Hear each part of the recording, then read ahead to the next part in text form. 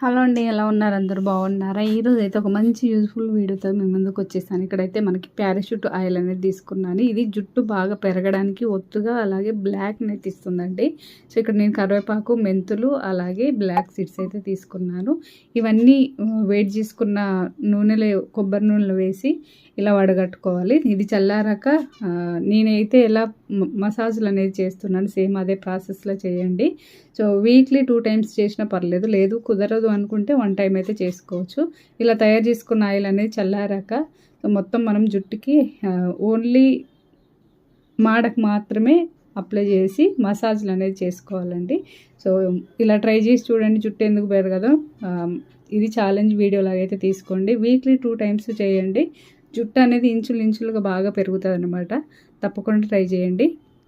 ఇలా 2-3 నెలలు మీరు మసాజ్ లాగా చేసుకొని ఇంకా ట్రై చేయండి.